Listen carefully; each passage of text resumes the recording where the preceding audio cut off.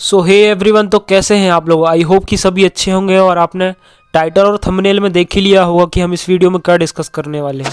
So guys, basically हम इस video में देखने वाले हैं कि अगर आप एमपी में थर्ड राउंड की काउंसलिंग फ्रेश रजिस्ट्रेशन कराते हैं या फिर आप सेकेंड से थर्ड राउंड में अपग्रेड कराते हैं तो कितना अमाउंट लगने वाला है कैटेगरी वाइज, और किस कंडीशन में ये रिफंड नहीं होता है। ये सारी चीज़ें हम डिस्कस करेंगे और हम देखेंगे कि अगर आप private to private college as well as government to government college या फिर प्राइवेट टू गवर्नमेंट कॉलेज में अपग्रेड कराते हैं तो कितना सिक्योरिटी अमाउंट लगने वाला है चॉइस फिलिंग के टाइम पर। So hey guys, myself Mohit, I am currently first year MBBS student. So let start the video. So guys, अगर आपको ये जानना है कि फर्स्ट और सेकेंड राउंड में कितना सिक्योरिटी अमाउंट लगता है अगर आप अपग्रेड कराते हैं सेकेंड राउंड के लिए, तो ये सारी इन्फॉर्मेशन मैंने ऑलरेडी वीडियो में डिस्कस कर रखा है, आपको स्क्रीन पर दिख रही होगी, आप जाके देख सकते हैं। और अभी तक अगर आपने चैनल को सब्सक्राइब नहीं किया तो क्या कर रहे हो भाई, फटाफट से पहले सब्सक्राइब कर लो। सो गाइस, आपको मैं कुछ कंडीशंस डिस्कस करूंगा। जैसे कि फर्स्ट कंडीशन है कि आपको फर्स्ट राउंड में कोई कॉलेज अलॉट होता है, उसमें आप रिपोर्टिंग करवाते हैं, देन अपग्रेड कराते हैं सेकेंड राउंड के लिए।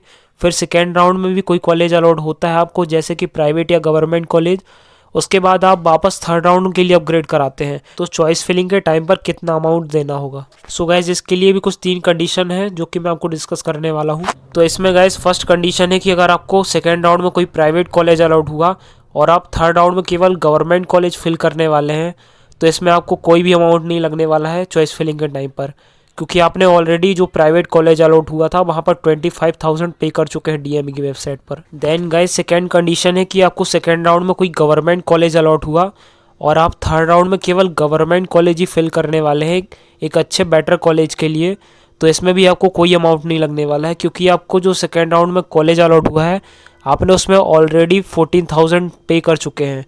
Then guys, third condition discuss कर लेते हैं, जिसमें आपको सेकेंड राउंड में कोई प्राइवेट कॉलेज अलॉट होता है और आप थर्ड राउंड में कोई बेटर प्राइवेट कॉलेज के लिए फिलअप करते हैं तो चॉइस फिलिंग के टाइम पर आपको 1 लाख रुपए लगने वाले हैं। और गाइस, जब आपने सेकेंड राउंड की चॉइस फिलिंग कराए होंगे उस टाइम पर आपने ऑलरेडी 1 लाख रुपए पे कर चुके हैं, तो थर्ड राउंड में आपको ओनली 1 लाख पे करने हैं। मैंने जो भी कंडीशंस डिस्कस किए हैं वो general OBC and SC category के स्टूडेंट्स के लिए है। ST कैटेगरी के लिए मैं अलग से डिस्कस करूंगा। देन गाइस, ST कैटेगरी वाले स्टूडेंट्स के लिए 2 कंडीशन सेम होने वाली है कि अगर आप प्राइवेट से गवर्नमेंट कॉलेज में चॉइस फिलिंग कराते हैं और अगर आप गवर्नमेंट कॉलेज से गवर्नमेंट कॉलेज में चॉइस फिलिंग कराते हैं थर्ड राउंड के लिए तो कोई भी अमाउंट नहीं लगने वाला है। देन नेक्स्ट कंडीशन थोड़ी डिफरेंट होने वाली है ST कैटेगरी वाले स्टूडेंट्स के लिए।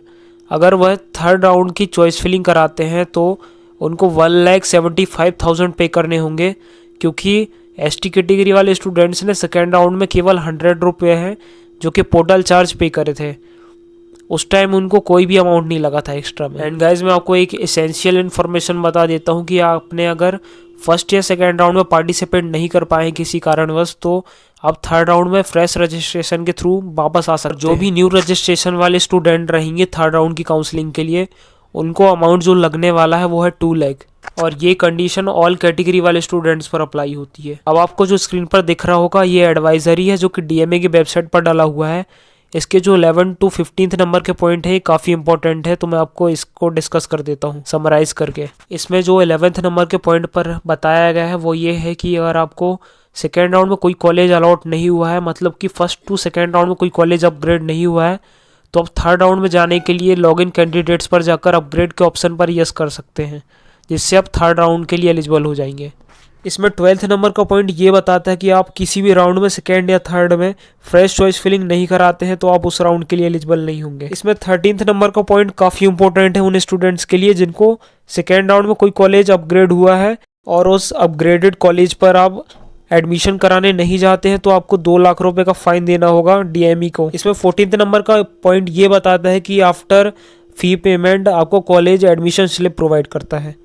15th नंबर के पॉइंट पर यह बताया गया है कि आपका जो भी रिफंडेबल अमाउंट, सिक्योरिटी अमाउंट जो भी लगा है चॉइस फिलिंग के टाइम पर वो सारा उसी अकाउंट नंबर पर रिफंड होने वाला है जो कि आपने नीट के रजिस्ट्रेशन में डाला है। देन मैं आपको बता देता हूँ कि किन कंडीशंस में ये जो भी सिक्योरिटी अमाउंट लगा है कि रिफंड नहीं होगा। फर्स्ट कंडीशन है कि आपको थर्ड राउंड में कोई कॉलेज अलॉट नहीं होता है तो आफ्टर काउंसलिंग 2 से 3 महीने में ये जो भी सिक्योरिटी अमाउंट लगा है ये रिफंड हो जाएगा। देन सेकेंड कंडीशन है कि आपको थर्ड राउंड में कोई कॉलेज अलॉट होता है और आप उसमें रिपोर्टिंग और एडमिशन करा लेते हैं तो आफ्टर काउंसलिंग 2 से 3 महीने के बाद ये उसी बैंक अकाउंट में रिफंड हो जाएगा जो कि आपने नीट का रजिस्ट्रेशन के टाइम डाला है। देन गाइस थर्ड कंडीशन है कि आपको कोई कॉलेज अलॉट होता है और आप उसमें रिपोर्टिंग और एडमिशन नहीं कराते हैं तो आपका जो भी सिक्योरिटी अमाउंट चॉइस फिलिंग के टाइम पर लगा था ये सभी डीएमई की वेबसाइट पर जमा हो जाएगा और इसके साथ ही आपको 2 लाख रुपए की पेनल्टी भी देनी होगी। और मैं आपको बता दूं कि आपको अगर थर्ड राउंड में कोई भी कॉलेज अलॉट होता है तो आपको वो लेना ही होगा, आप उसको स्किप नहीं कर सकते हैं।